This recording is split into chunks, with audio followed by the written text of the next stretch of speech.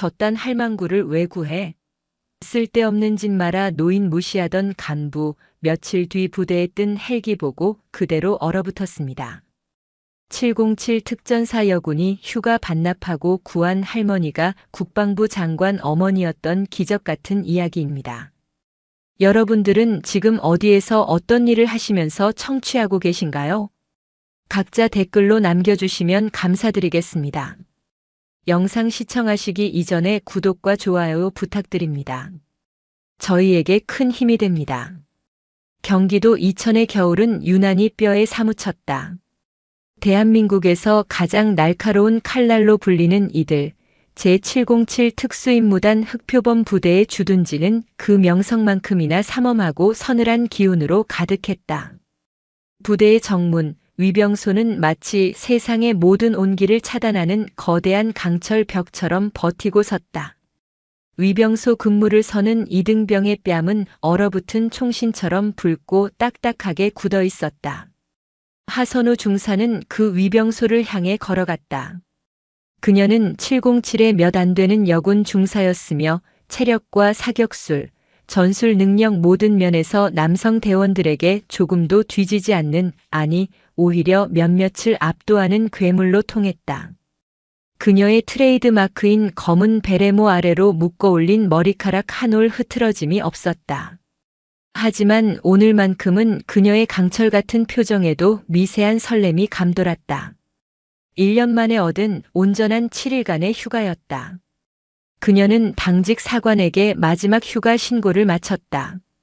당직 사관인 김수연 대위는 힐끗 그녀를 쳐다보며 무심하게 말했다. 하 중사, 휴가 나가서 몸 사려. 쓸데없이 힘쓰지 말고. 그의 말투에는 707 대원 특유의 오만함과 함께 여군인 하 중사에 대한 미묘한 무시가 섞여 있었다. 하선우는 그저 단결. 다녀오겠습니다. 라는 짧은 경례로 대답을 대신했다. 그녀는 저런 부류의 간부들과 입씨름하며 감정을 소모할 생각이 없었다. 그녀의 머릿속은 오직 부산에 계신 어머니의 따뜻한 밥상뿐이었다. 위병소의 육중한 차단기가 천천히 올라갔다.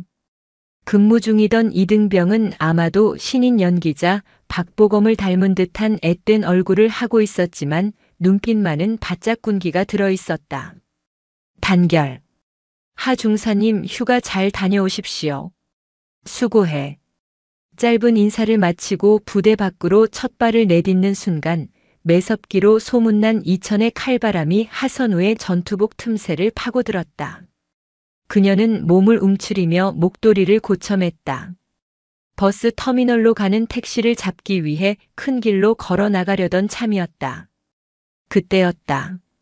위병소 초소 바로 옆 부대 담벼락 그림자가 가장 짙게 드리운 곳에 무언가 웅크리고 있는 것이 보였다. 처음에는 누군가 버리고 간 낡은 이불 뭉치나 쓰레기 덤이라고 생각했다. 하지만 바람이 거세게 불자 그 뭉치를 덮고 있던 너덜너덜한 신문지 조각이 날아갔고 그 아래로 희미하게 움직임이 보였다. 하선우의 발걸음이 그 자리에 못 박혔다. 군인이기 이전에 특수부대원으로서 그녀의 감각은 위험을 먼저 감지했다. 그러나 뒤이어 그녀의 눈에 들어온 것은 위협이 아니었다. 그것은 사람이었다. 그녀는 천천히 다가갔다. 바람에 날리는 머리카락은 설이라도 맞은 듯 새하얗게 발해 있었다. 한눈에 봐도 아흔은 좋게 넘어 보이는 백발이 성성한 할머니였다. 할머니는 얇디 얇은 손바지 저고리 차림이었고 그마저도 곳곳이 해지고 더러워져 있었다. 손에는 검버섯이 가득했고 입술은 새파랗게 질려 미세하게 떨리고 있었다. 그녀는 차가운 시멘트 바닥에 힘없이 쓰러져 거의 의식을 잃어가고 있었다. 할머니, 할머니 정신 차리세요. 하선우는 즉시 몸을 낮춰 할머니의 어깨를 흔들었다. 반응이 없었다. 그녀는 훈련받은 대로 재빨리 목의 맥박을 확인했다. 아주 가늘고 불규칙하게 겨우 생명의 끈을 붙잡고 있었다. 저체온증이었다. 이대로 몇 분만 더 방치하면 위험했다. 그녀는 즉시 위병소를 향해 고함을 질렀다. 위병소 근무자.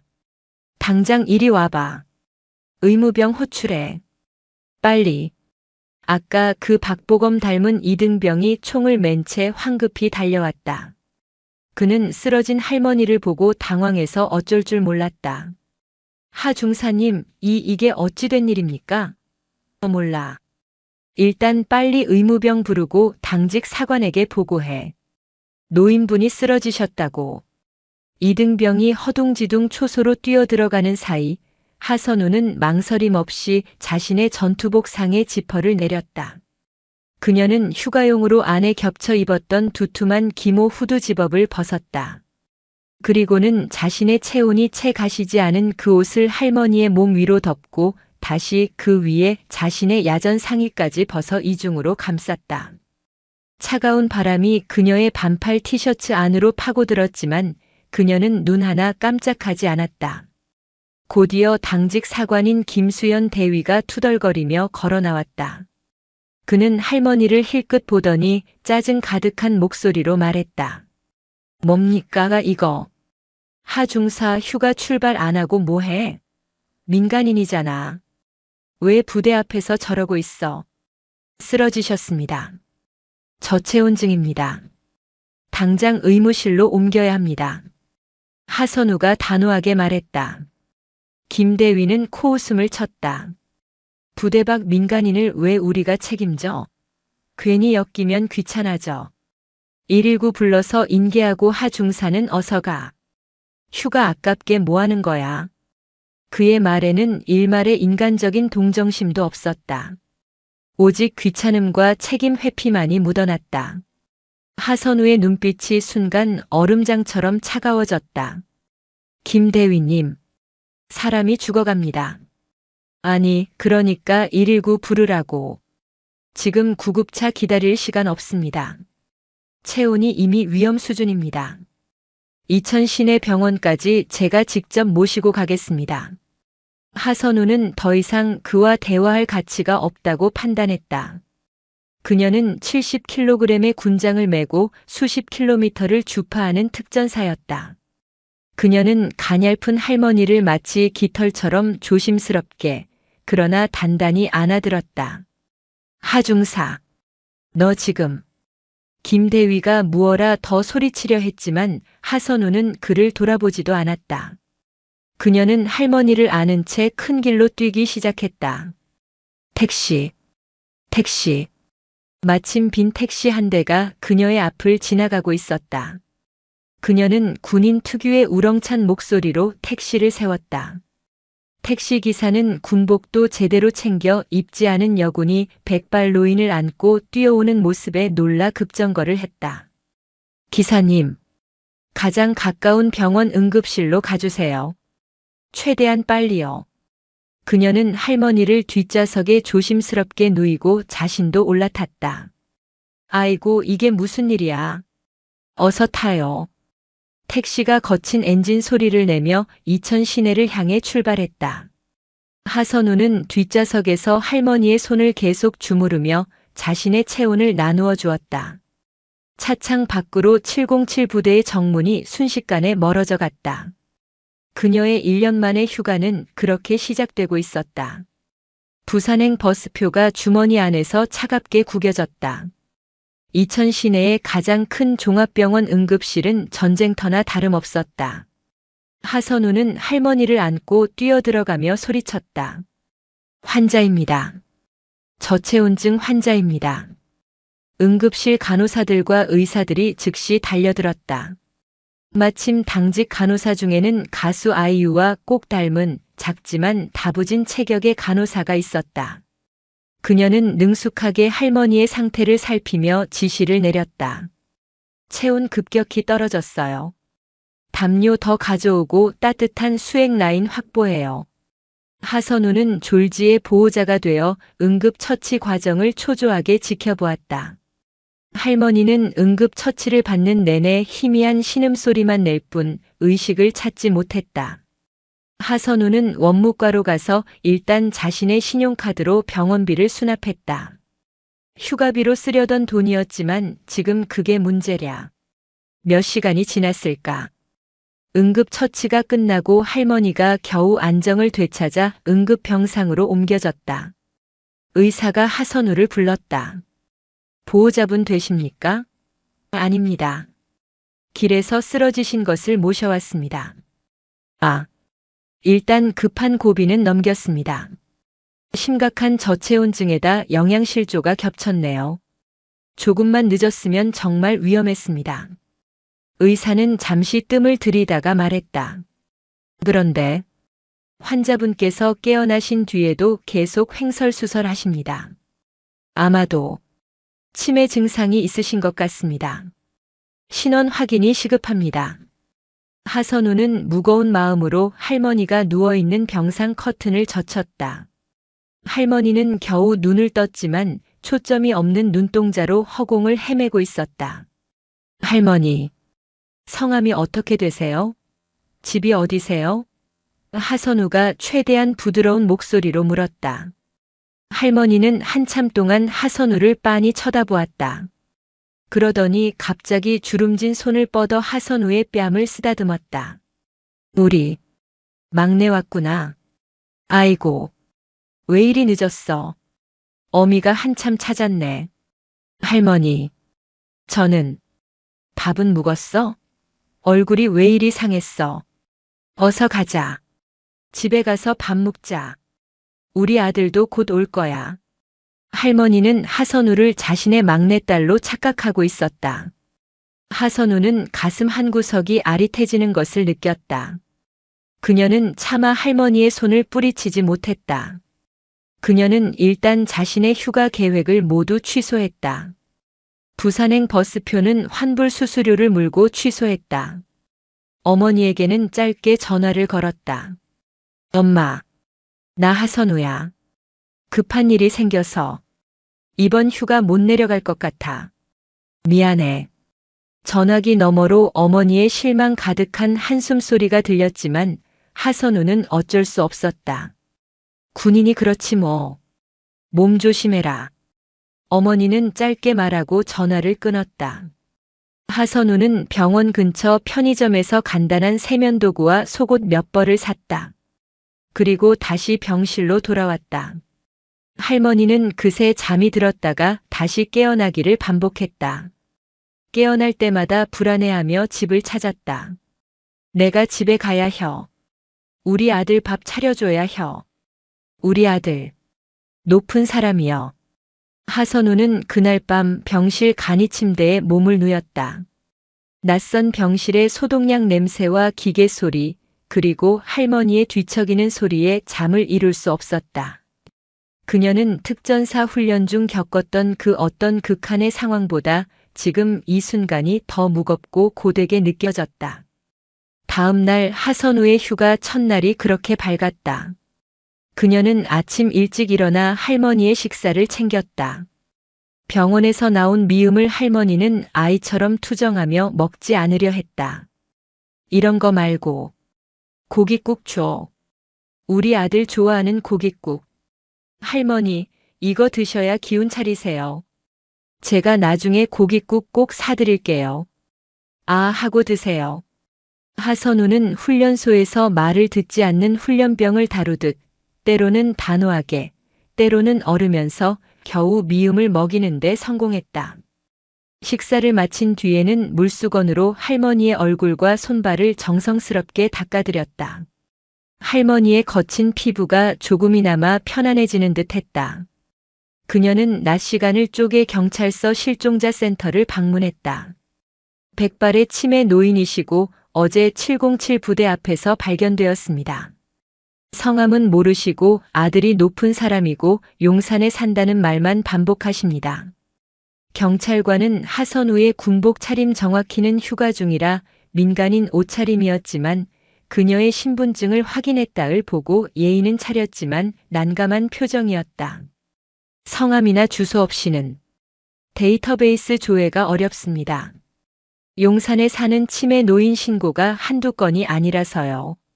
일단 저희도 각 지구대에 수배 전단을 돌려보겠습니다만 가족이 나타나지 않으면 시립 요양보호시설로 인계하는 수밖에 없습니다. 하선우는 보호시설이라는 말에 마음이 무거워졌다. 저렇게 아들만 애타게 찾는 분을 연고도 없는 시설에 보낼 수는 없었다. 제가 이틀만 더 모시고 있겠습니다. 제 휴가가 이틀 남았습니다. 그때까지 어떻게든 가족을 찾아보겠습니다.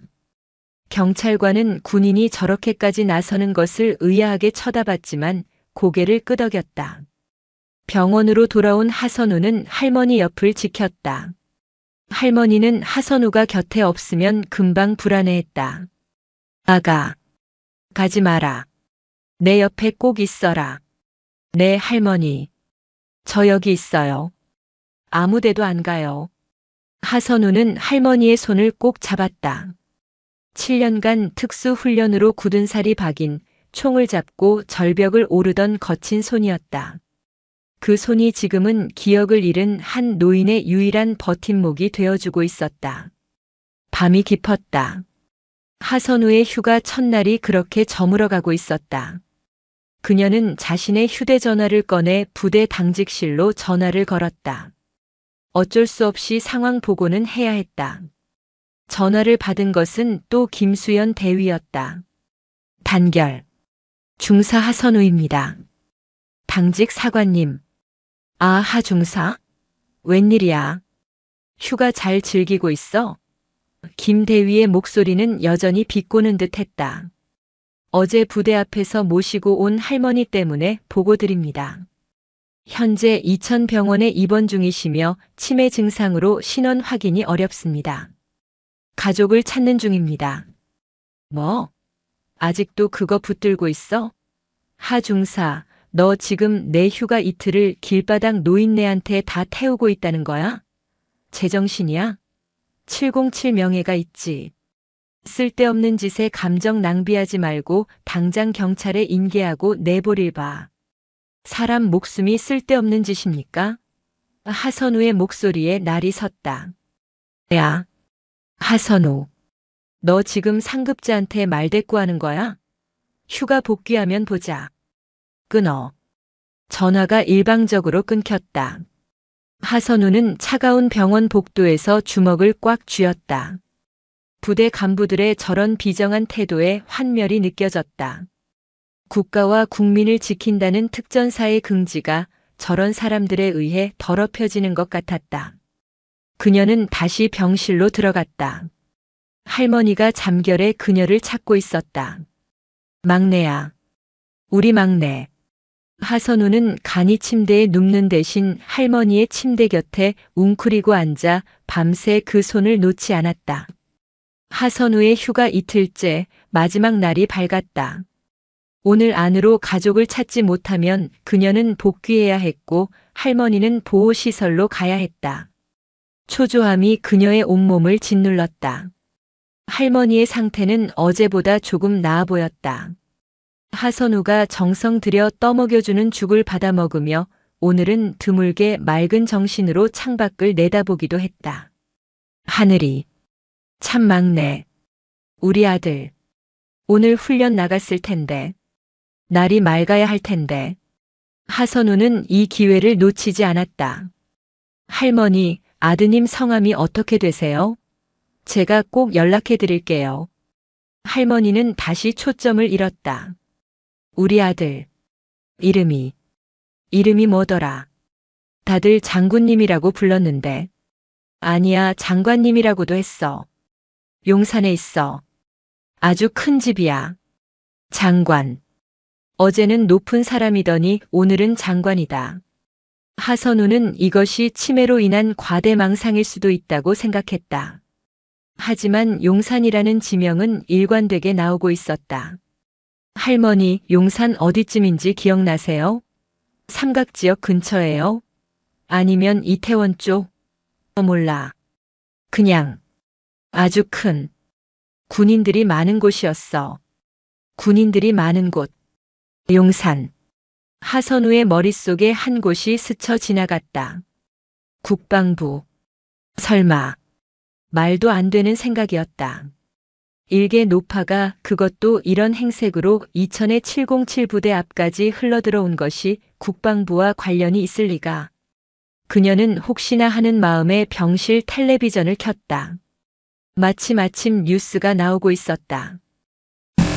오늘 오전 장태준 국방부 장관은 동부전선 최전방 부대를 방문하여 텔레비전 화면 가득 위험 있는 모습의 국방부 장관이 군 관계자들과 악수를 나누는 장면이 나왔다. 하선우는 무심코 화면을 보고 있었는데 그 순간 옆에 누워있던 할머니가 벌떡 상체를 일으켰다. 할머니는 텔레비전 화면을 향해 야윈 손가락을 떨며 내밀었다. 아들, 우리 아들, 태준아, 우리 아들 저기 있네. 아이고 내 새끼, 저기 있네. 할머니는 마치 텔레비전 속으로 빨려 들어갈 것처럼 애타게 화면 속 남자를 불렀다. 하선우는 숨이 멎는 것 같았다. 할머니가 부른 이름. 장태준. 뉴스에서 방금 앵커가 말한 장태준 국방부 장관. 일치했다. 할머니. 방금 저분. 장태준 장관님이 할머니 아드님이세요? 정말이세요? 그럼. 내 아들이지. 우리 태준이. 아이고. 밥은 묻고 다닌다냐? 저놈의 고집은. 할머니는 텔레비전 속 아들을 보며 반가움과 서러움이 뒤섞인 눈물을 흘리기 시작했다. 하선우는 심장이 미친 듯이 뛰기 시작했다. 이것은 더 이상 치매 노인의 횡설수설이 아닐 수도 있었다. 그녀는 떨리는 손으로 휴대전화를 꺼내 인터넷 검색창에 장태준 국방부 장관을 검색했다. 프로필이 떴다. 그리고 연관 기사들. 국방부 장관 지극한 효심 화제. 노모 봉양 위해 관사 생활 고집 장태준 장관 모친 치매 초기 증상에도 기사가 있었다. 장관이 치매 초기 증상이 있는 노모를 직접 모시고 용산 관사에서 생활하고 있다는 내용이었다. 모든 조각이 맞춰졌다. 할머니는 정말 국방부 장관의 어머니였다. 그런데 어쩌다 이천까지 오시게 된 걸까? 아마도 아들을 만나러 부대로 가야 한다는 생각에 무작정 길을 나섰다가 마침 군인들이 많은 이천의 707 부대 앞까지 흘러들어오신 모양이었다. 하선우는 당장 연락을 취해야 한다고 생각했다. 그녀는 국방부 민원 대표번호로 전화를 걸었다. 기계음이 한참 이어진 뒤 무미건조한 목소리의 교환원이 전화를 받았다. 국방부입니다. 무엇을 도와드릴까요? 저는 2707 특수임무단 하선우 중사라고 합니다. 다름이 아니라 혹시 국방부 장관님 어머님을 찾고 계시지 않습니까? 하선우의 목소리는 긴장으로 떨리고 있었다. 교환원은 황당하다는 듯이 웃었다. 네, 지금 무슨 말씀이십니까? 중사님이시라고요? 이런 장난 전화하시면 안 됩니다. 지금 업무가 바쁩니다. 아닙니다. 장난 전화 아닙니다. 제가 지금 장관님 어머님을 모시고 있습니다. 이천병원에 하 중사님이라고 하셨죠? 소속 부대로 연락해서 신원 확인하겠습니다. 업무 방해로 전화 끊겠습니다. 뚝. 전화가 끊겼다.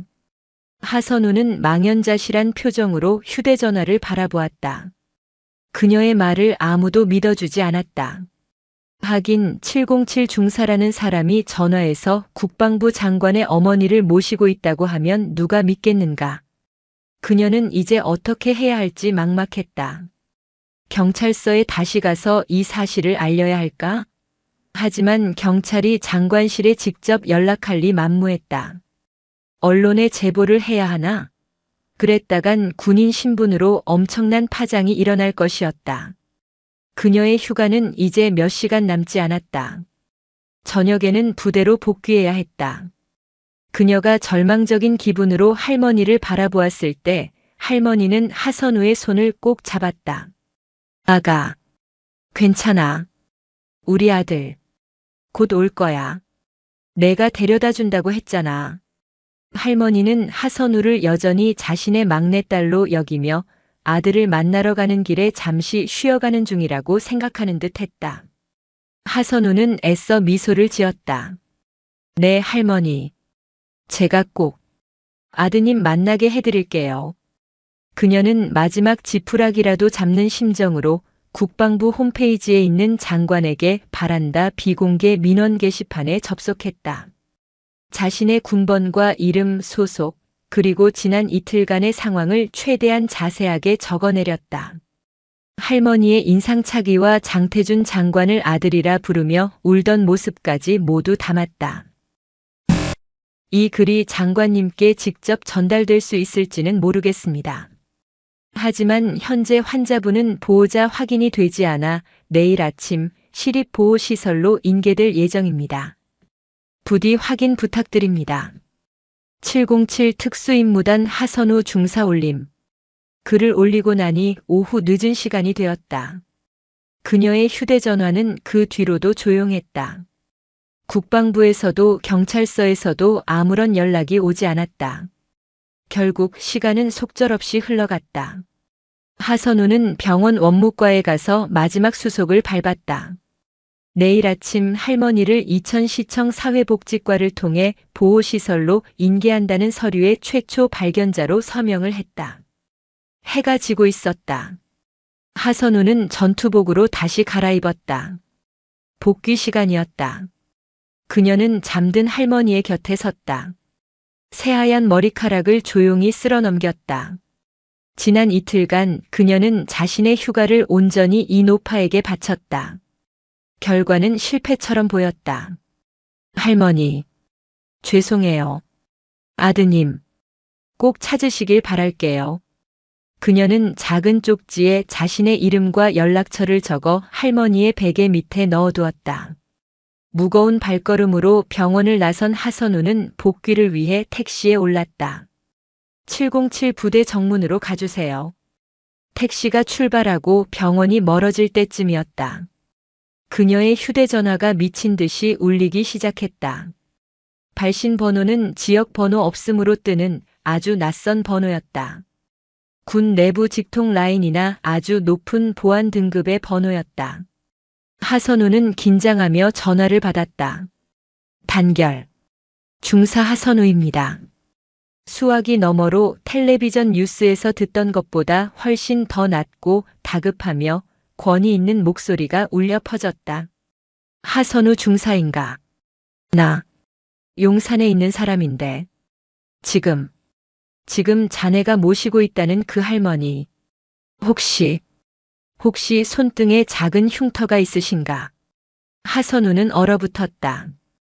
부대로 복귀하던 택시 안 차가운 유리창에 습기가 맺혔다. 그녀의 귀에 꽂힌 휴대전화 수화기 너머의 목소리는 낮고 다급했지만 대한민국 군 통수권 서열 2위가 가진 엄청난 무게감을 싣고 있었다. 하선우 중사인가? 나 용산에 있는 사람인데 지금 자네가 모시고 있다는 그 할머니 혹시 손등에 작은 흉터가 있으신가? 하선우의 뇌리가 하얗게 번쩍였다. 지난 이틀간 할머니의 손을 닦아주고 주물러주고 잡아주었던 그 감촉이 생생하게 떠올랐다. 거칠고 주름진 그러나 따뜻했던 손. 그리고 분명히 보았다. 네, 있습니다. 왼손 손등, 검지와 중지 사이쯤에 작고 오래된 반달 모양의 흉터가 있습니다. 수화기 너머에서 숨이 멎는 소리가 들렸다. 그것은 놀람이나 안도가 아니었다. 그것은 무너지는 소리였다. 아주 짧은 정적 뒤 텔레비전 뉴스에서 듣던 그 강철 같던 목소리가 한 아들의 절박함으로 처절하게 갈라졌다. 어머니, 맞구나. 어머니. 장태준 국방부 장관이었다. 하중사. 그의 목소리는 순식간에 다시 군 최고 지휘관의 것으로 돌아왔다. 감정을 억누른 강철 같은 명령이었다. 현 위치는 병원 이름이 뭔가?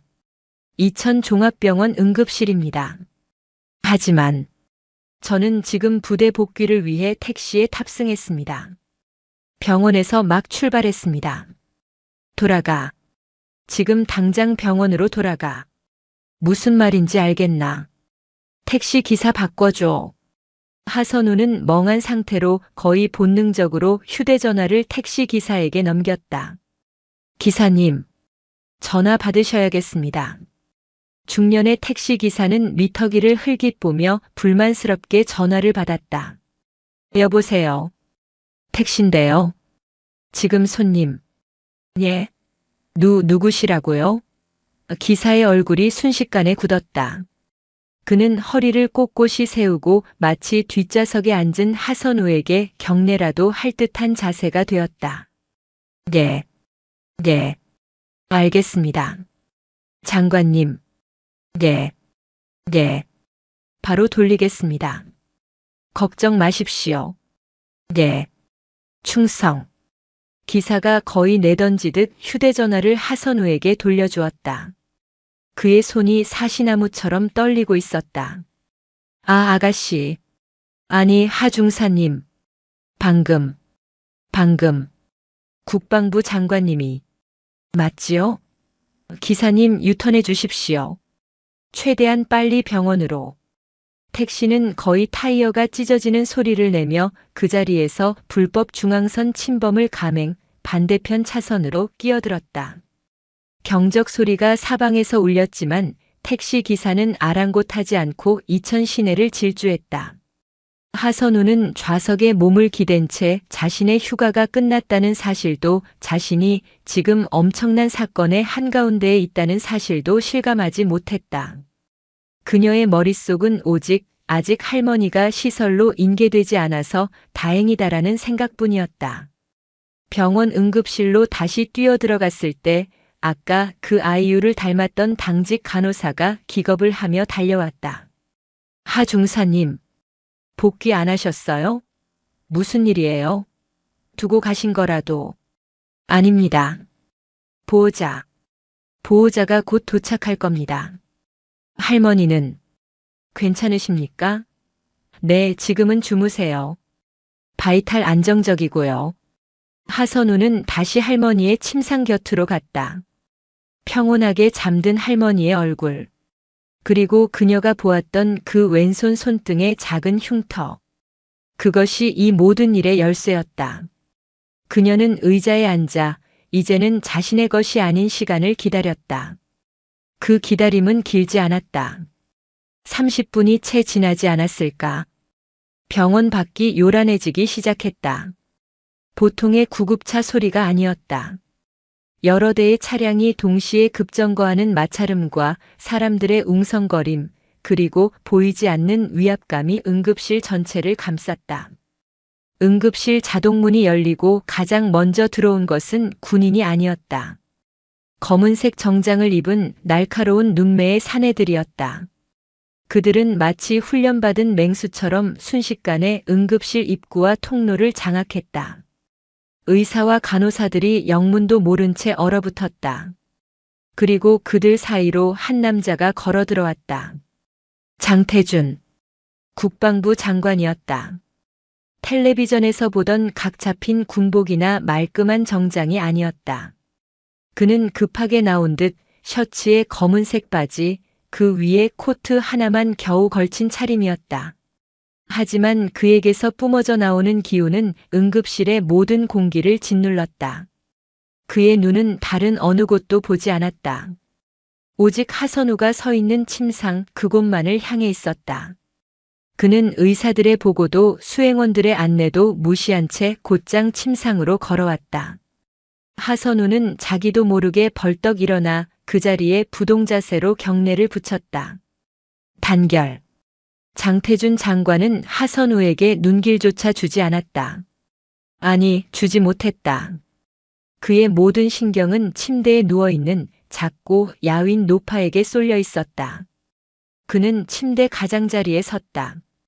대한민국 육군 사성 장군 출신 수십만 대군을 호령하는 국방부 장관의 어깨가 미세하게 떨리고 있었다. 어머니. 그가 낮게 불렀다.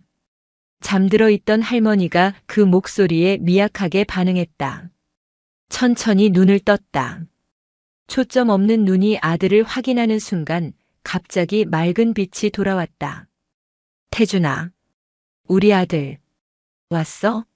할머니는 마치 어제 만났던 아들을 다시 만난 것처럼, 그러나 그 속에는 천년의 그리움이 담긴 것처럼 웃었다. 다음 순간 응급실의 모든 사람이 숨을 죽였다.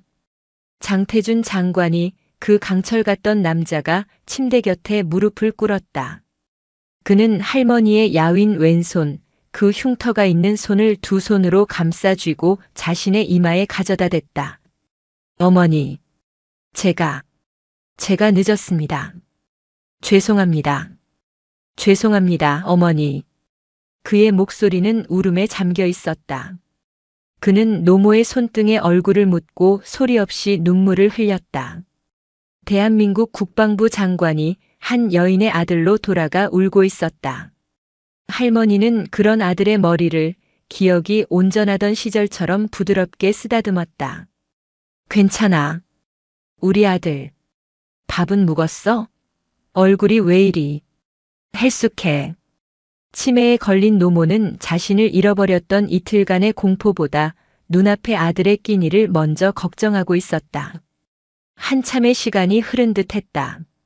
장태준 장관은 눈물을 닦고 일어섰다. 그의 눈은 붉게 충혈되었지만 다시금 장관의 눈빛으로 돌아와 있었다. 그는 비로소 자신 앞에서 몇 분째 경례 자세를 풀지 않고 있는 하선우를 바라보았다. 그는 아무 말도 하지 않았다. 그저 하선우를 향해 허리를 깊이 숙였다.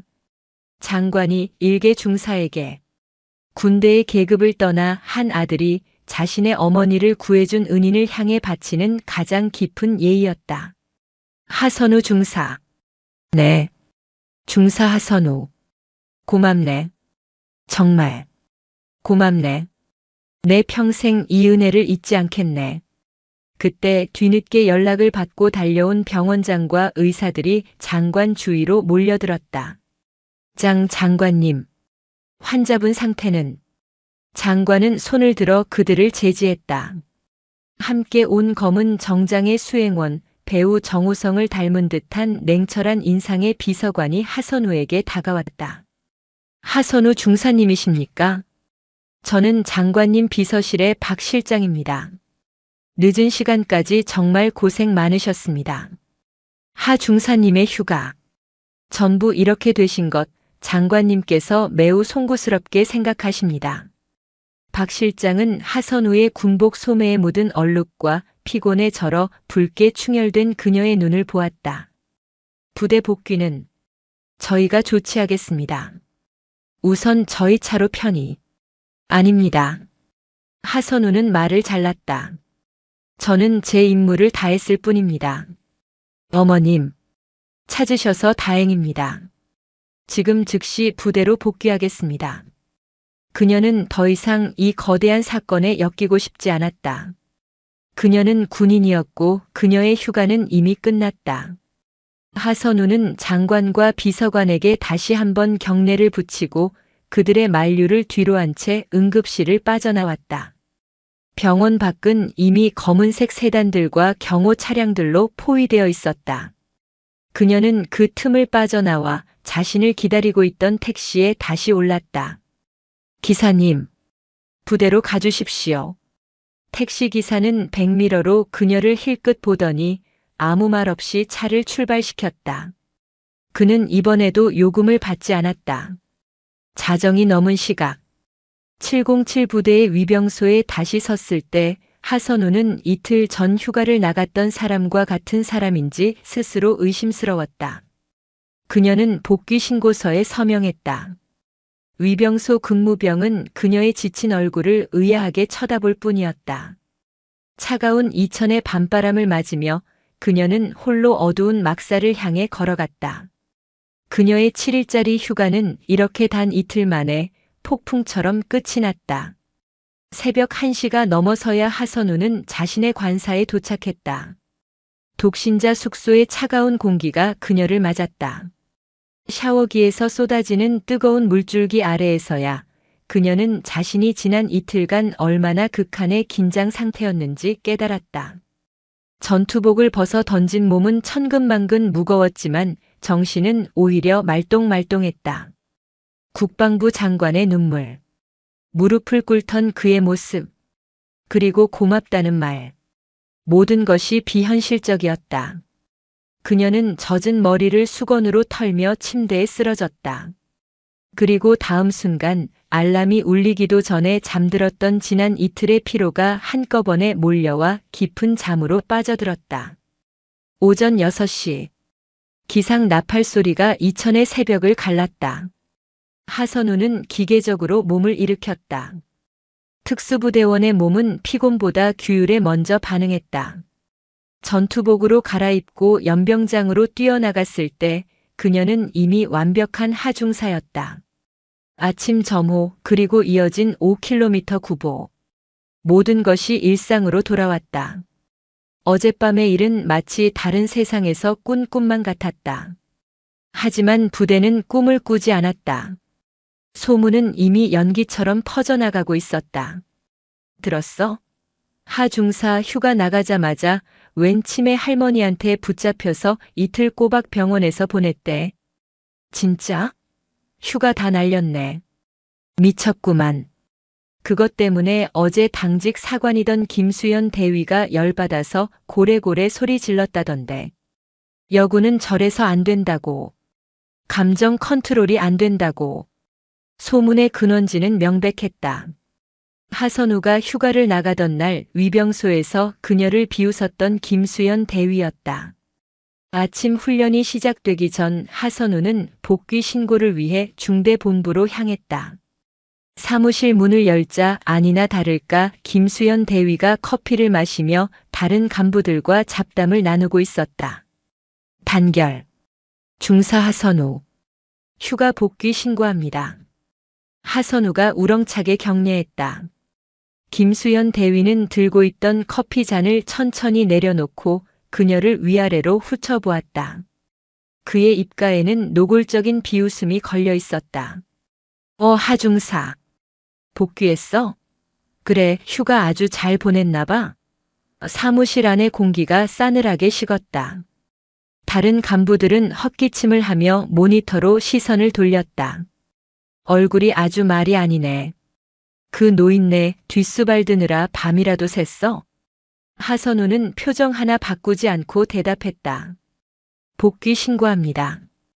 휴가 중 특이사항 없었습니다. 특이사항이 왜 없어? 김 대위가 목소리를 높였다. 내 황금 같은 휴가 이틀을 길거리 노파 하나 때문에 몽땅 날린 게 특이사항 아니야? 707 명예가 있지. 특전사라는 놈이 실례. 특전사라는 여군이. 그렇게 정에 이끌려서야 되겠어? 그게 다 감정 낭비고 부대 손실이야. 너 이번 분기 인사고과는 기대하지 마. 내가 중대장님께 똑똑히 보고 드렸으니까. 군인 기본자세 불량. 그것은 협박이었다. 자신의 휴가를 반납하고 생명을 구한 부하에게 상급자가 가하는 비열한 협박. 하선우의 눈빛이 순간 얼음장처럼 차가워졌다. 그러나 그녀는 목소리를 높이지 않았다. 알겠습니다. 훈련 준비하러 가보겠습니다. 그녀가 돌아서려 할 때 김 대위가 뒤통수에 대고 비아냥거렸다. 쯧쯧. 고집은 황소 고집이야. 그러니 남자들도 다 도망가지. 그 노인네 시설에는 잘 인계하고 왔겠지? 괜히 엮여서 부대에 민원 들어오게 하지 말고. 하선우는 주먹을 꽉 쥐었다. 손톱이 손바닥을 파고들었다. 그녀는 대답 없이 사무실을 나왔다. 그날 하루 하선우는 지옥 훈련을 소화했다. 그녀는 자신의 분노와 모멸감을 훈련에 쏟아부었다. 레펠 훈련장. 그녀는 11m 높이의 헬기 모형에서 망설임 없이 뛰어내렸다. 그 어떤 남자 대원보다 빠르고 정확하게 지상에 착지했다. 사격장. 25m 속사 권총 사격에서 그녀의 총알은 모두 10점 만점의 검은 원 안에 박혔다. 교관이 휘파람을 불 정도였다. 근접 격투 훈련장. 그녀는 자신보다 20kg은 더 나가는 남자 대원을 상대로 정확한 관절 기술을 구사의 순식간에 바닥에 내리꽂았다. 그녀의 도끼 어린 모습에 동료들이 수군거렸다. 하중사 오늘 왜 저래? 휴가 망쳐서 빡 돌았나 봐. 김 대위한테 제대로 찍혔다던데. 불쌍해서 어떡하냐. 아무도 그녀에게 다가와 진실을 묻지 않았다. 그들은 그저 문제 있는 여군의 기행으로 치부할 뿐이었다. 하선우는 완벽하게 고립되었다. 그녀는 자신이 옳은 일을 했다고 믿었다. 하지만 현실은 냉혹했다. 돌아온 것은 상사의 모욕과 동료들의 외면뿐이었다. 그녀는 국방부 장관의 일을 입 밖에 내지 않았다. 그것은 그녀가 자랑할 일도 변명할 일도 아니었다. 그저 해야 할 일이었을 뿐이다. 만약 그녀가 사실 그 할머니는 국방부 장관 어머니입니다라고 말했다면 모두가 그녀를 미친 사람 취급했을 것이다. 훈련이 끝나고 해가 질 무렵 중대장이 아닌 대대장이 그녀를 호출했다.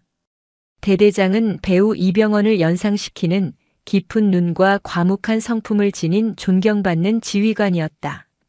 단결. 부르셨습니까? 대대장실에 들어선 하선우에게 대대장은 자리를 권했다. 하중사. 앉아. 그는 한참 동안 서류만 뒤적이더니 뜬금없는 질문을 던졌다. 휴가. 잘 보냈나? 네. 잘 보냈습니다. 별일. 없었고, 대대장의 눈빛은 무언가를 꿰뚫어 보는 듯 했다. 하선우는 잠시 망설였지만 이내 같은 대답을 반복했다. 특이사항 없었습니다. 대대장은 희미하게 웃는 듯 했다. 그래. 특이사항이 없었겠지. 우리 707 대원답군. 그는 자리에서 일어나 창밖을 내다보며 말했다. 하중사. 자네는 훌륭한 군인이야. 그것만 알아두게. 나가봐. 하선우는 영문을 모른 채 대대장실을 나왔다. 그녀가 나간 뒤 대대장은 책상 위에 놓인 붉은색 직통 전화를 들었다. 국방부 장관 비서실에서 온 부재중 전화가 몇 통이나 와 있었다. 그는 어젯밤 장관이 이천병원을 방문했다는 긴급 보고를 이미 받은 상태였다. 네. 대대장입니다. 아닙니다. 하중사는 아주 겸손하고 강인한 군인입니다. 예. 내일 오전에 직접 이천기지로 말입시니까. 알겠습니다. 의전 준비는 하지 말라고 하셨습니까? 네. 알겠습니다. 전화를 끊은 대대장은 깊은 한숨을 내쉬었다. 그는 창밖으로 보이는 중대본부 건물을 싸늘하게 노려보았다. 김수현 대위가 아무것도 모른 채 웃으며 퇴근하는 모습이 보였다. 내일 이 조용하던 흑표범 부대에 엄청난 폭풍이 몰아칠 것을 하선우도 김수현 대위도 그 누구도 알지 못했다. 다음 날 아침, 겨울 하늘은 유난히 맑고 차가웠다. 707 부대 전 대원이 아침 점호 이후 주간 정례 훈련 브리핑을 위해 연병장에 도열해 있었다. 대대장이 단상 위에 서서 주간 훈련 계획을 막 발표하려던 참이었다. 그때였다. 처음에는 아주 먼 곳에서 희미한 소리가 들렸다. 벌의 윙윙거림 같던 소리는 순식간에 거대해졌다. 두두두두두두 하늘을 찢는 듯한 굉음. 그것은 일반적인 훈련 헬기 소리가 아니었다. 훨씬 더 무겁고 위압적이며 심장을 짓누르는 듯한 로터 소리였다. 뭐야? 훈련 스케줄에 항공 지원 있었어? 간부들이 웅성거렸다. 김수현 대위는 인상을 찌푸리며 하늘을 노려보았다. 어떤 놈이 브리핑 중에 고도를 낮추는 거야. 미쳤나? 하늘을 뒤덮고 있던 구름을 뚫고 검은색 기체 하나가 모습을 드러냈다. 시누크나 코브라가 아니었다. 대한민국 군에서 가장 빠르고 은밀하게 움직이는 기동 헬기 블랙호크였다. 그것도 일반기가 아닌 국방부 장관 직속 의전 및 지휘 통제기였다. 헬기는 속도를 줄이지 않고 그대로 연병장 상공으로 진입했다. 위험해. 모두 피해. 아니, 대열 유지해. 대대장이 고함을 쳤다. 블랙호크는 연병장 중앙 대대장 단상 바로 앞 잔디밭에 정확하게 착륙을 시도했다. 두두두두두두 헬기의 강력한 하강풍이 연병장의 마른 흙먼지를 거대한 폭풍처럼 일으켰다. 도열에 있던 병사들은 눈을 뜨지 못하고 팔로 얼굴을 가렸다. 간부들의 베레모가 벗겨져 날아갈 지경이었다. 김수현 대위는 입에 들어오는 흙을 뱉어내며 욕설을 내뱉었다. 아씨, 어떤 미친놈이야. 당장 수신호 안 해? 헬기가 지면에 완전히 닿고 육중한 엔진 소리가 조금 잦아들었을 때 연병장의 모든 소리가 죽었다. 헬기의 측면 슬라이딩 도어가 위잉의 소리를 내며 열렸다. 가장 먼저 내린 것은 완벽한 의장 행사복을 입은 2명의 국방부 의장대원이었다. 그들은 소총을 어깨에 맨 채 헬기 양옆으로 도열했다. 그리고 헬기 안쪽 어둠 속에서 한 사람이 천천히 모습을 드러냈다. 각 잡힌 전투복, 어깨에는 빛나는 4개의 별.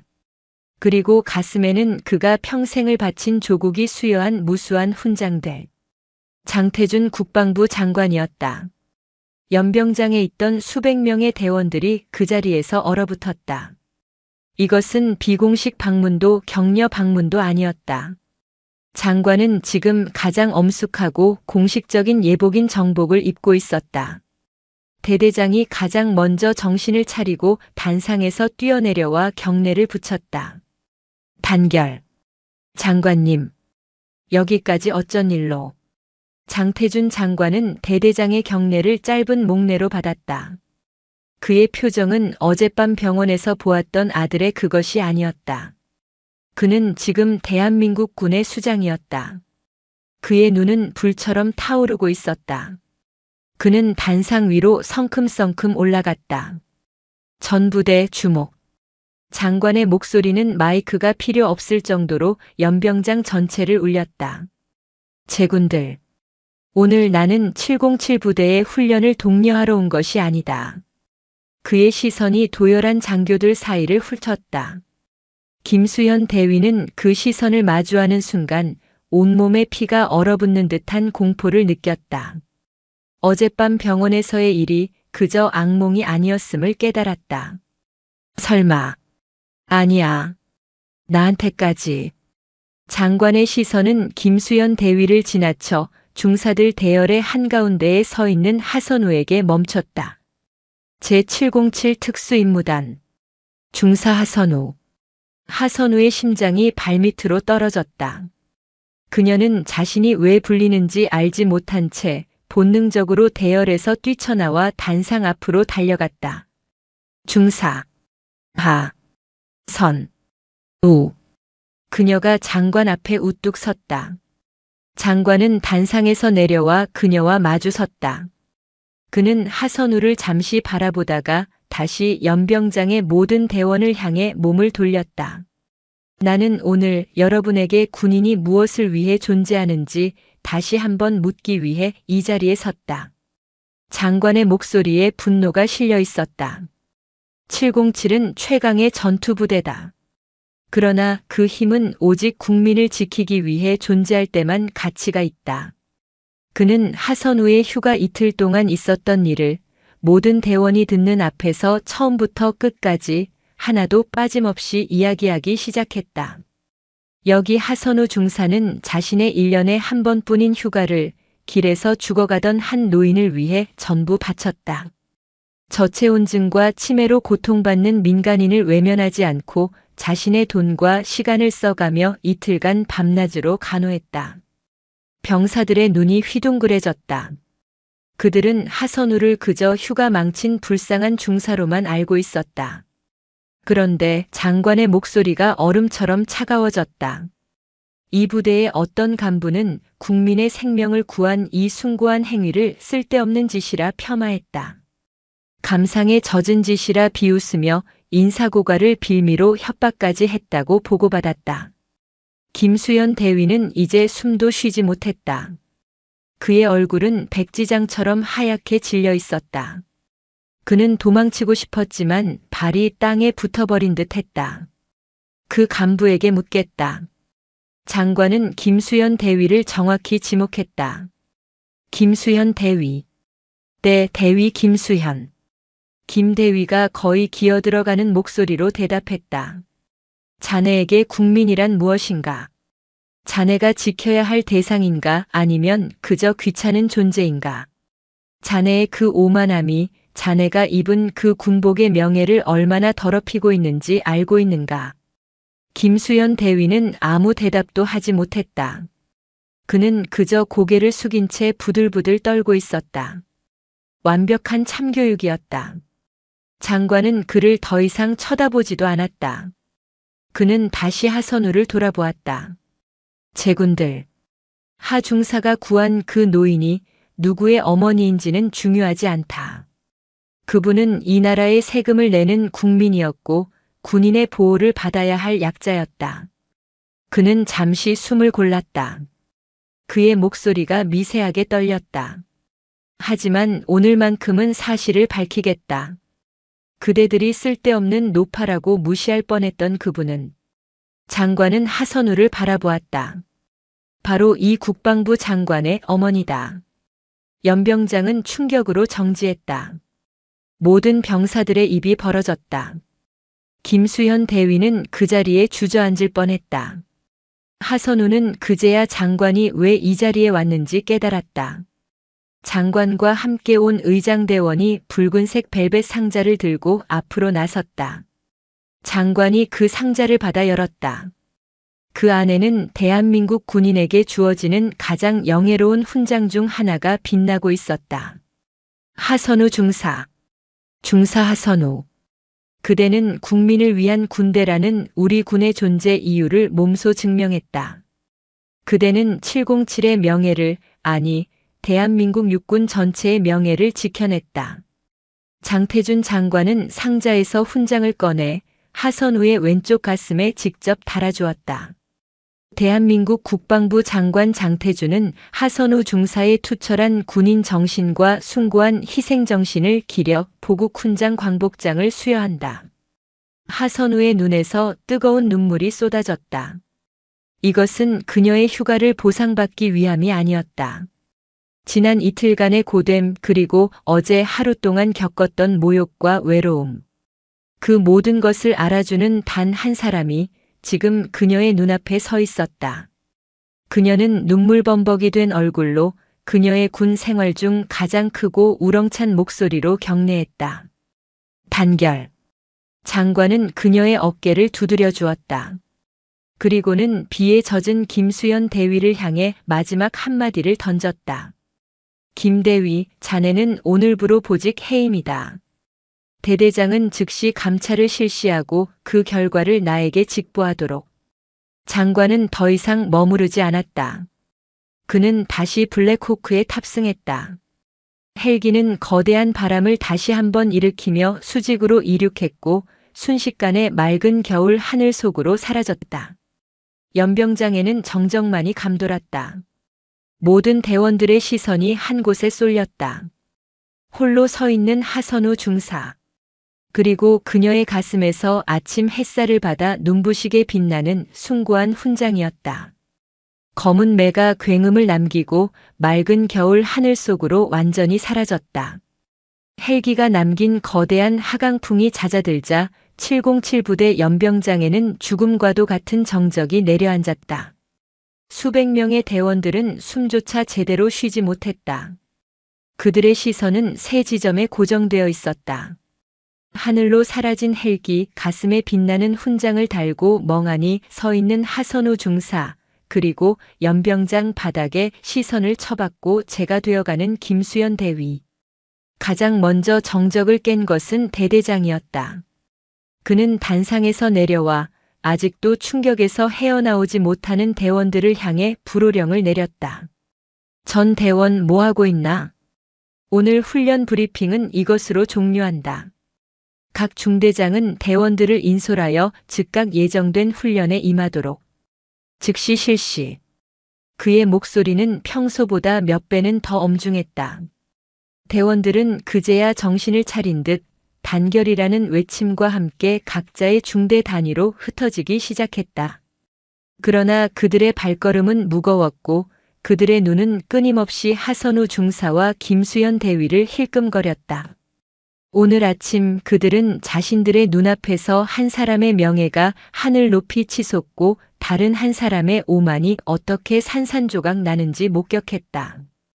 김수현 대위는 여전히 그 자리에 서 있었다.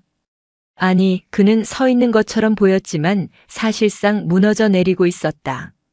그의 얼굴은 더 이상 하얗지 않았다.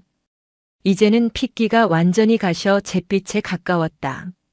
국방부 장관의 보직 해임과 감찰 지시는 대한민국 육군 대위에게 내려질 수 있는 사실상의 사형 선고나 다름없었다. 특히 707이라는 특수부대에서 이런 불명예는 그의 군 생활이 끝났음을 의미했다. 대대장은 그에게 한 걸음 다가갔다. 김대위. 대대장의 목소리는 차가웠다. 거기에는 일말의 동정심도 없었다. 자네는 군복을 입을 자격이 없다. 대위라는 계급장이 부끄럽지도 않은가. 어떻게 부하의 숭고한 행동을, 국민을 구한 그 명예로운 일을 그렇게 짓밟을 수 있나. 대대장님, 저는 그게. 김수현 대위는 변명을 하려 했지만 그의 목소리는 갈라져 나오지 않았다. 변명은 감찰실 가서 해. 주임 원사. 예, 대대장님. 주임 원사가 대열에서 나와 우렁차게 대답했다. 당장 저자의 무장을 해제하고 대대장실에 대기시켜. 헌병대에 직접 연락하겠다. 알겠습니다. 주임 원사와 다른 간부 2명이 김수현 대위에게 다가갔다. 그들은 말없이 그의 허리에 찬 권총집을 풀고 베레모를 벗겼다. 그것은 그가 더 이상 707의 지휘관이 아님을 선포하는 의식과도 같았다. 김수현 대위는 저항하지 못했다. 그는 넋이 나간 사람처럼 2 사람에게 이끌려 연병장을 가로질러 끌려갔다. 훈련을 위해 이동하던 모든 병사들이 그 치욕적인 퇴장을 말없이 지켜보았다. 이제 연병장에는 대대장과 하선우 단둘만이 남았다.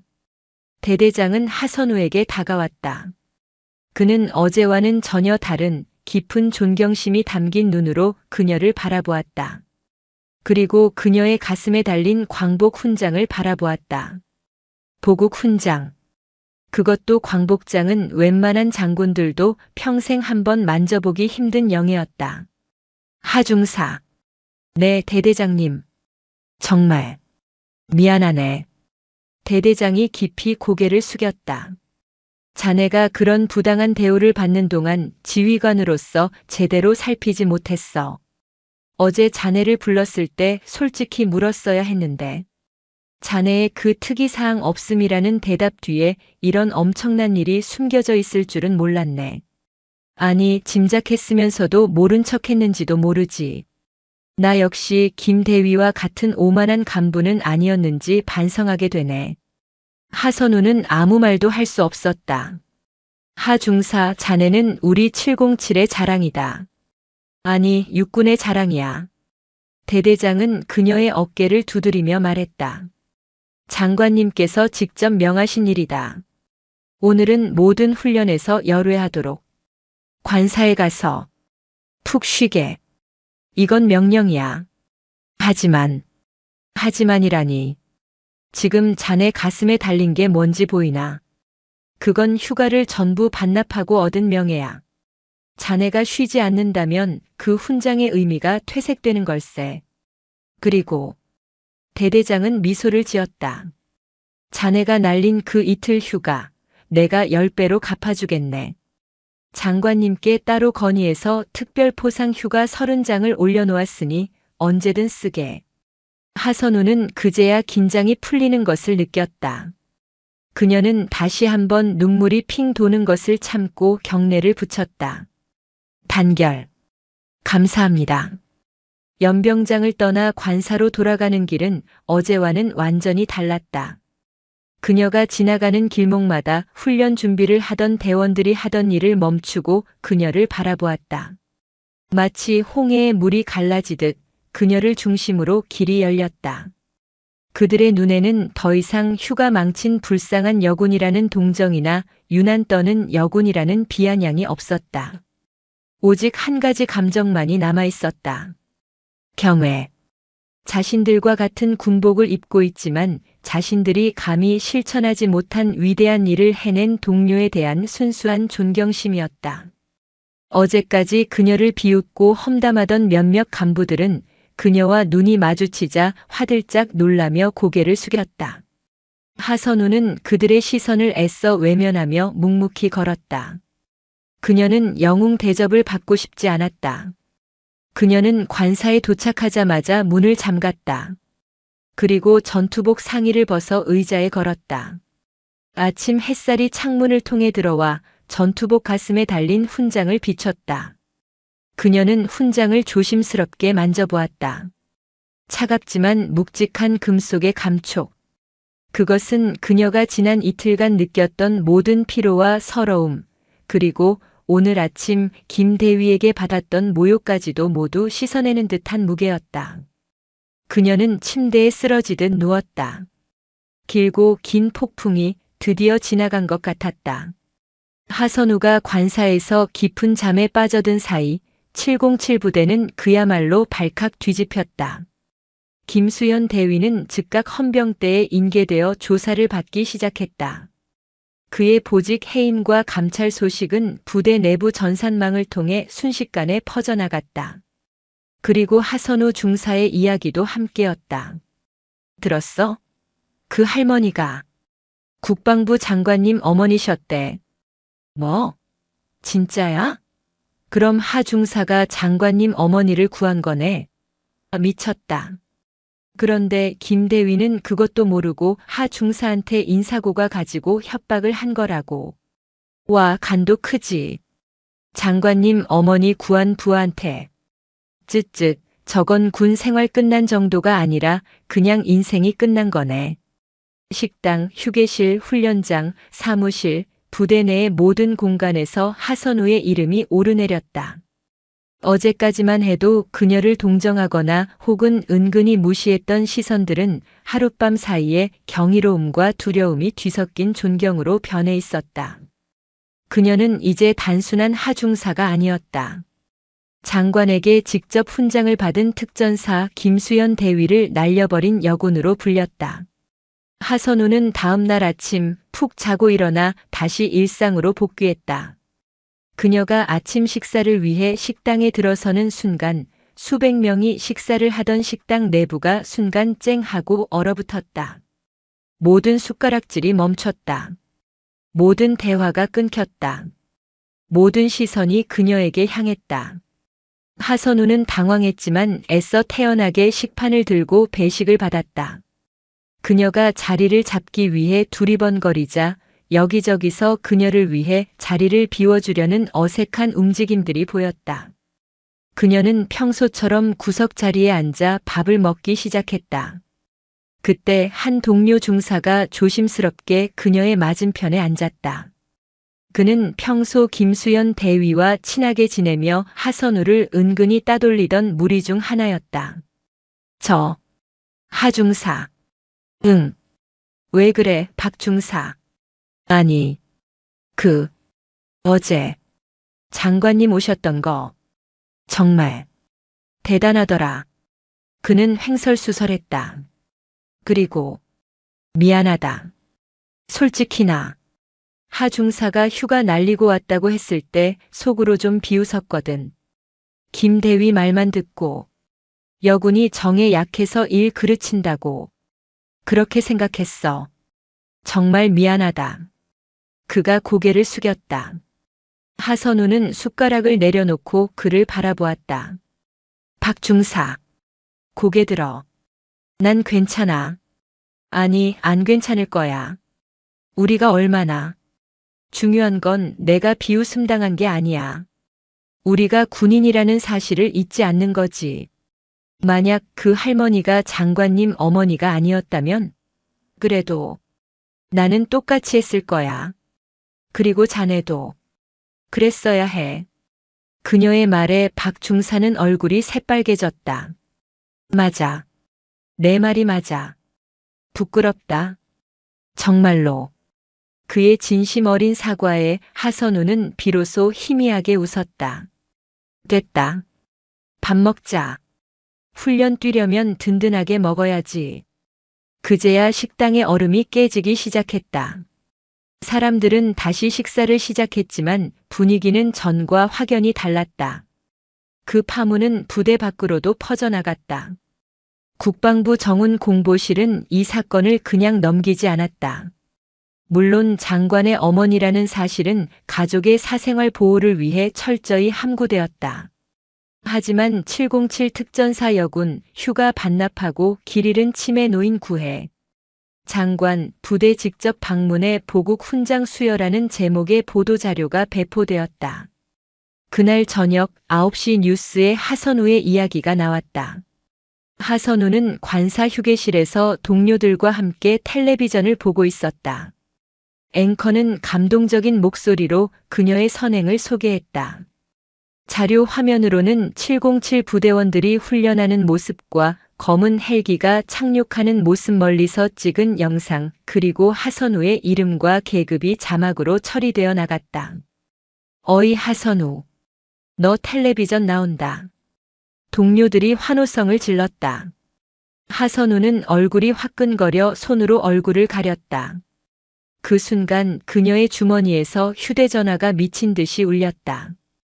발신자는 엄마였다. 그녀는 휴게실을 빠져나와 차가운 복도에서 전화를 받았다. 엄마, 선우야. 우리 딸, 너 맞나? 방금 뉴스에 707 하선우 중사라는데.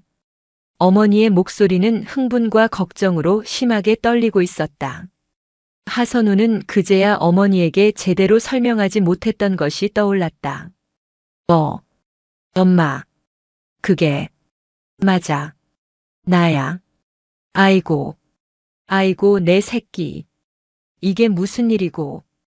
휴가 못 온다고 해서 엄마는 그냥 부대에 무슨 큰일이라도 난 줄 알고.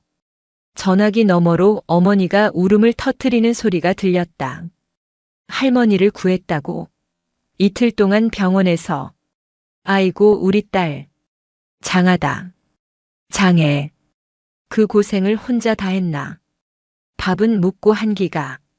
하선우의 눈시울도 뜨거워졌다. 엄마, 나 괜찮아. 그냥 할머니가 너무 안쓰러워서 그랬어. 별일 아니야. 별일이 아니긴. 나라에서 훈장까지 줬다는데. 아이고, 우리 선우. 엄마는 내가 군대 간다고 할 때 그 험한 데 가서 고생만 할까봐 얼마나 마음 졸였는지 모른다. 근데 이렇게 장한 일도 하고. 아이고 잘했다. 우리 딸 정말 잘했다. 어머니는 한참 동안 잘했다는 말만 되풀이하며 울었다. 하선우는 차가운 복도에 기대어 어머니의 울음소리를 묵묵히 들었다. 김수현 대위의 모욕도 동료들의 수군거림도 그 어떤 것도 그녀를 위로하지 못했다. 하지만 지금 수화기 너머에서 들려오는 어머니의 이 서툰 칭찬과 눈물이 그녀의 모든 수고를 보상해주고 있었다. 엄마, 울지 마. 나 다음 휴가. 금방 나갈게. 대대장님이 30장이나 주셨어. 그때 가서 엄마 좋아하는 거 다 사줄게. 됐다. 다 필요 없다. 너만 건강하면 된다. 전화를 끊고 난 뒤 하선우는 차가운 밤하늘을 올려다보았다. 그녀의 가슴 속에서 무언가 따뜻하고 단단한 것이 차오르는 것을 느꼈다. 뉴스가 나간 지 이틀이 지났다. 부대는 다시 일상으로 돌아가는 듯 했다. 하선우 역시 훈장받은 중사라는 수식어를 잠시 잊고 다시 707의 혹독한 훈련에 매진했다. 대테러 훈련장에서 모의 인질극 진압 훈련을 막 끝내고 땀으로 범벅이 되었을 때 주임 원사가 그녀를 급히 찾았다. 하중사, 대대장님이 찾으신다. 지금 당장. 네, 알겠습니다. 하선우는 땀도 닦지 못한 채 대대장실로 달려갔다. 대대장실의 분위기는 며칠 전과는 사뭇 달랐다. 대대장은 아주 귀한 손님을 맞는 사람처럼 안절부절 못하며 그녀를 맞았다. 하중사, 어서 와. 앉아. 아니, 서 있는 게 편한가? 아닙니다. 무슨 일이십니까? 대대장은 책상 위에 놓인 아주 고급스러운 재질의 흰색 봉투를 그녀에게 내밀었다. 군용 봉투가 아니었다. 겉에는 아무것도 쓰여 있지 않았지만 금박으로 봉황 무늬가 희미하게 찍혀 있었다. 이게 뭡니까? 열어보게. 하선우가 조심스럽게 봉투를 열었다. 안에는 두툼한 카드 한 장이 들어 있었다. 손으로 직접 쓴 힘이 쓰면서도 정갈한 글씨체였다. 하선우 중사에게, 나 장태준입니다. 군인의 예를 떠나 한 사람의 아들로서 하 중사에게 정식으로 감사를 표하고 싶습니다. 어머니께서 하 중사를 많이 찾으십니다. 막내딸이 보고 싶다고 매일같이 말씀하십니다. 혹시 폐가 되지 않는다면 이번 주말 용산 관사로 저녁 식사에 초대해도 되겠습니까? 어머니께서 하 중사가 꼭 와주었으면 하고 바라십니다. 부디 무거운 마음은 내려놓고 그저 아들을 보러 온 어머니의 막내딸로서 편히 와주길 바랍니다. 장태준 올림. 하선우는 카드를 든 채 굳어버렸다. 국방부 장관의 저녁 식사 초대. 그것도 관사로. 이것은 부대 방문과는 차원이 다른 일이었다. 군 최고 통수권자가 일개 중사를 사적인 자리에 초대한 것이었다.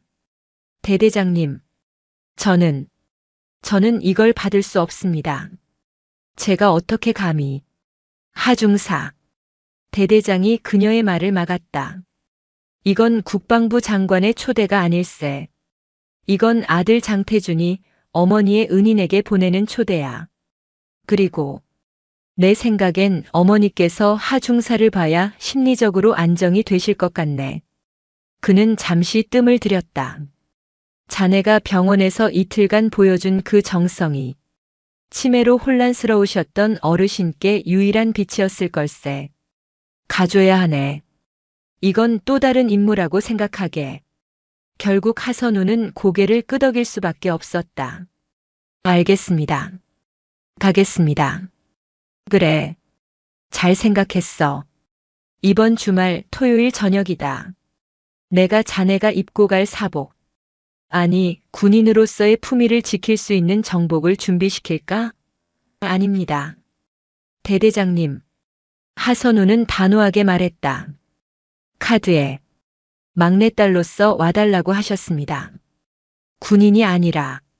그녀는 자신이 가진 옷 중에 가장 단정하고 깨끗한 그러나 평범한 스웨터와 바지를 입고 가기로 결심했다. 토요일 저녁. 하선우는 휴가를 받아 이천을 떠났다. 이번에는 택시가 아니었다. 대대장이 군사보안지역 출입 및 은밀 이동이라는 명목하에 번호판만 민간용으로 바꾼 검은색 지휘 차량을 배정해 주었다. 운전병에게는 목적지를 절대 발설하지 말라는 엄명이 내려졌다. 차가 서울 용산의 국방부 단지 안으로 들어섰을 때 하선우는 긴장으로 손에 땀이 찼다. 707 부대보다 몇 배는 더 삼엄한 경계를 뚫고 차는 장관 관사로 알려진 조용한 저택 앞에 멈췄다. 그녀가 차에서 내리자 어둠 속에서 한 사람이 다가왔다.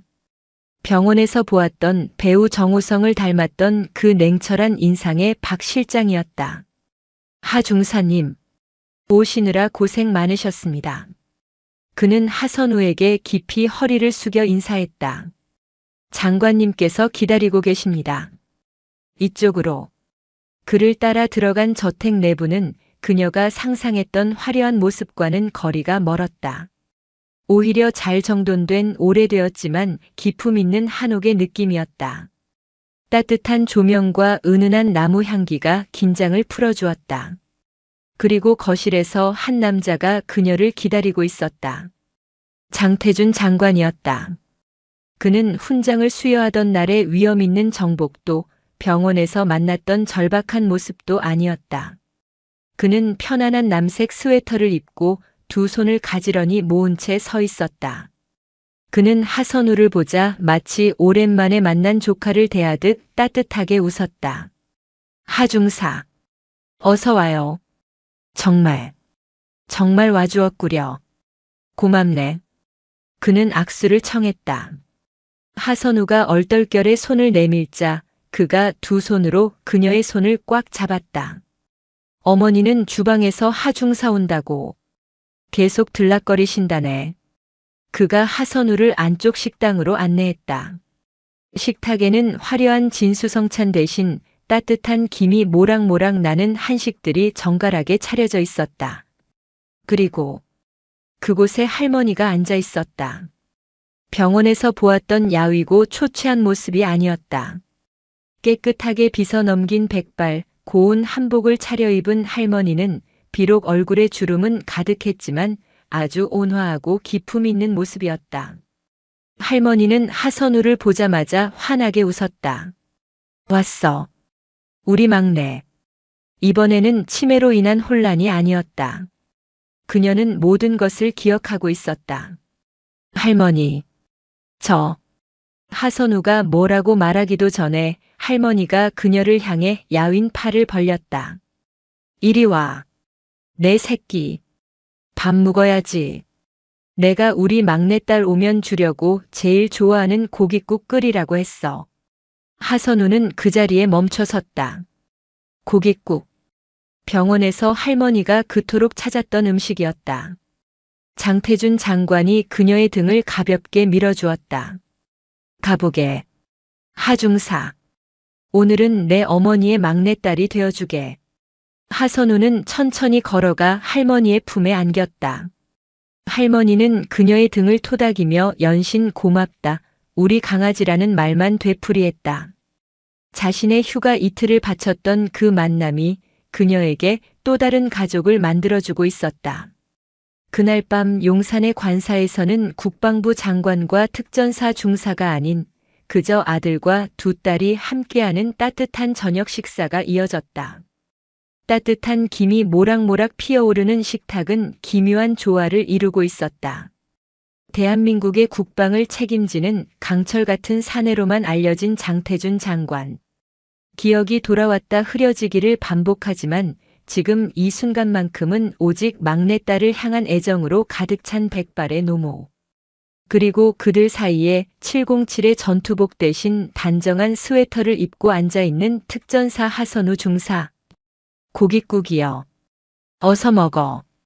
우리 막내가 이거 먹고 싶다고 했잖아. 할머니는 서툰 솜씨로 직접 국그릇을 하선우의 앞으로 밀어주었다.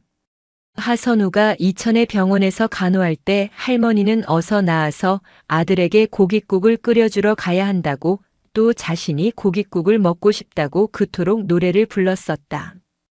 그것은 할머니의 기억 속에 가장 깊이 각인된 아들에 대한 사랑의 상징이었다. 하선우는 숟가락을 들어 맑으면서도 깊은 국물 맛을 보았다. 오랫동안 푹 고아낸 진한 사골의 맛이 혀를 감쌌다.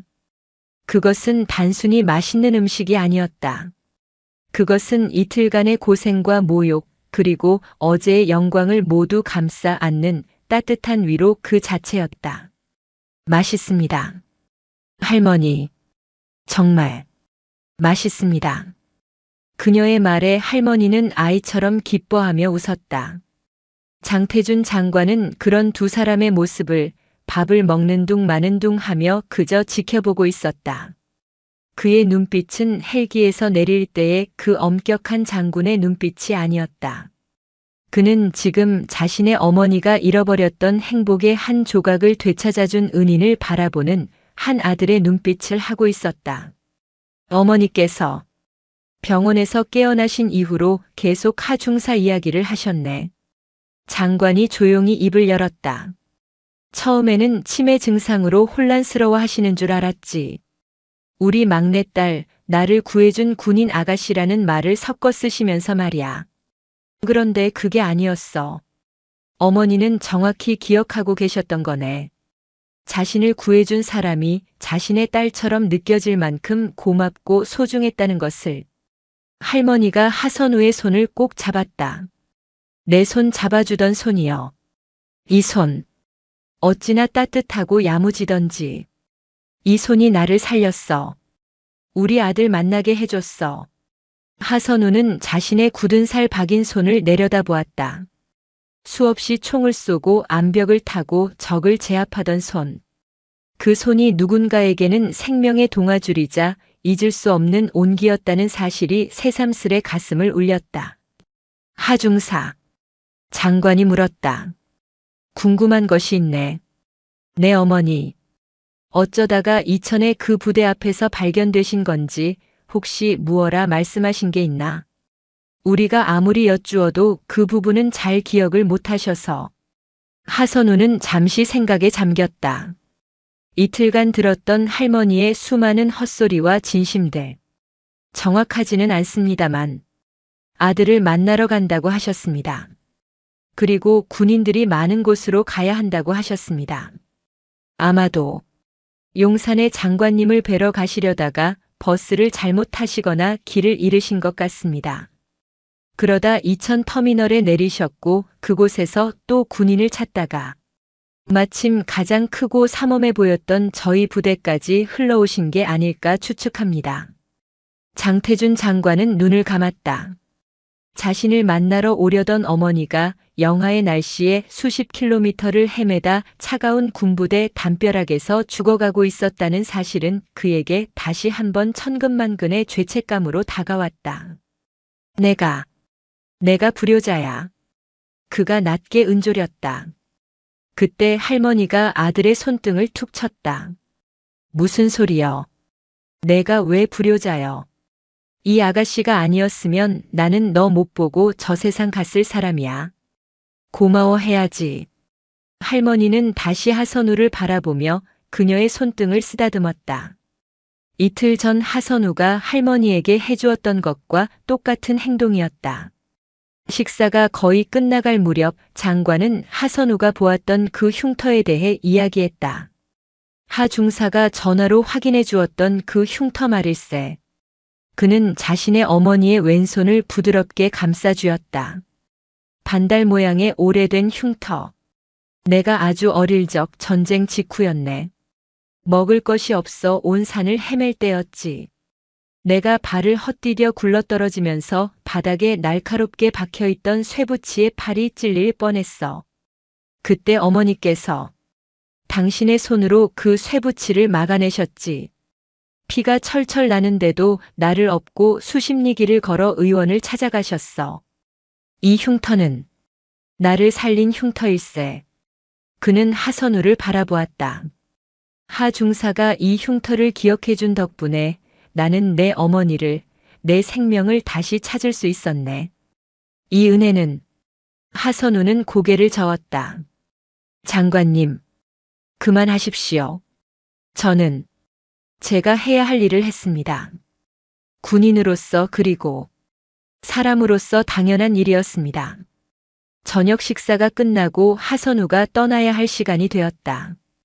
그녀가 현관에서 인사를 하려 할 때 할머니가 종종 걸음으로 방에서 무언가를 들고 나왔다. 작고 손때가 묻어 반질반질해진 비단 복주머니였다. 막내야, 이거 가져가. 할머니, 이럴 수 없습니다. 저는 내 말 들어. 이건 비싼 게 아니여. 내가 시집 올 때 우리 친정어머니가 나한테 주신겨. 이 안에 작은 은가락지 하나 들어있어.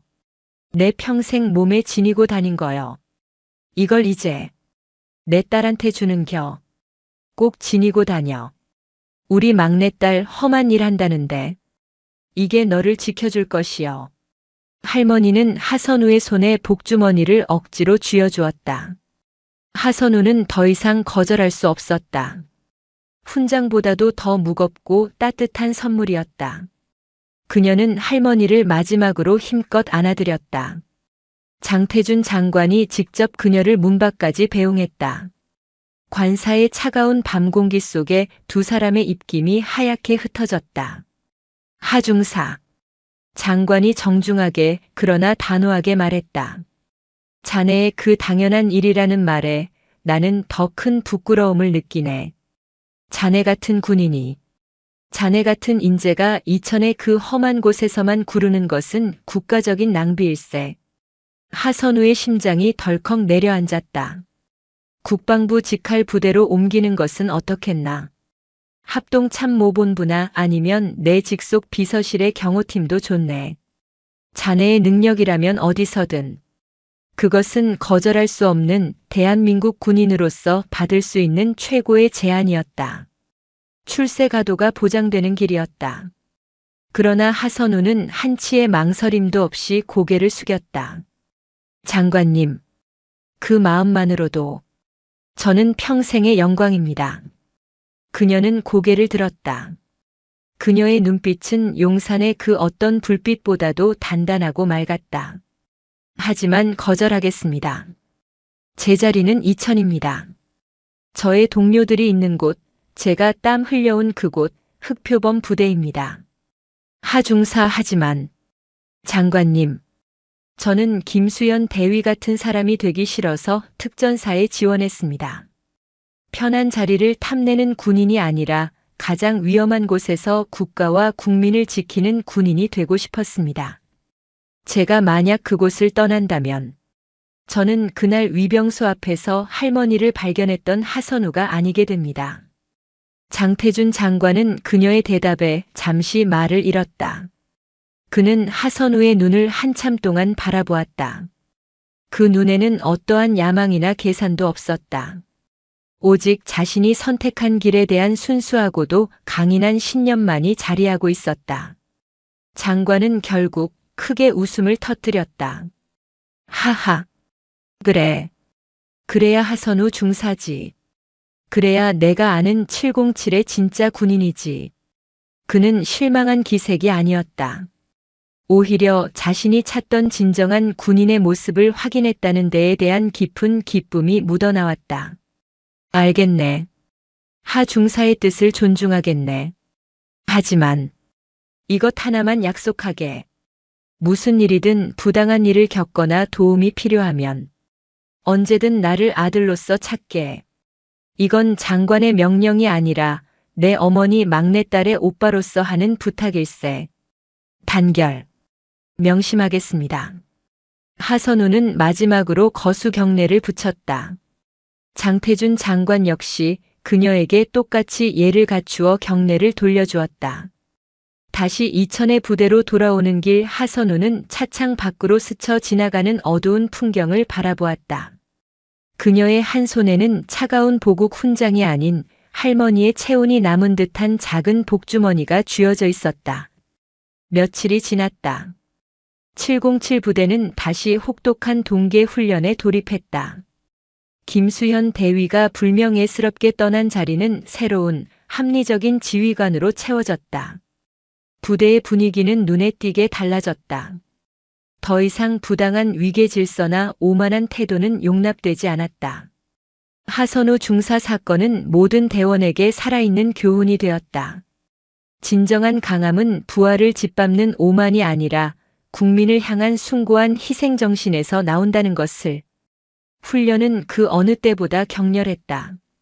적진 침투 훈련. 하중사 선두조를 이끌고 비지점까지 30분 내로 돌파한다. 실시. 단결. 선두조 전원 나를 따르라. 돌격. 하선우는 완전 군장을 메고 눈 덮인 산비탈을 가장 먼저 치고 나갔다. 그녀의 등 뒤로 그녀를 전적으로 신뢰하는 대원들이 일사불란하게 따랐다. 그녀는 더 이상 유난 떠는 여군이 아니었다. 그녀는 707의 정신 그 자체였다. 차가운 바람이 그녀의 뺨을 때렸다. 그녀는 검은 베레모를 고쳤었다. 그녀의 가슴 속에는 이제 두 가지가 함께 빛나고 있었다. 하나는 국가가 인정한 명예의 훈장, 그리고 또 하나는 한 생명을 구하며 얻은 따뜻한 복주머니의 온기였다. 그녀는 비로소 자신이 맨 검은 베레모의 진정한 무게를 깨달았다. 그것은 국민의 생명 그 자체였다. 하선우는 더 힘차게 눈밭을 박차고 나갔다. 영상이 유익하셨다면 구독과 좋아요, 댓글까지 부탁드리겠습니다.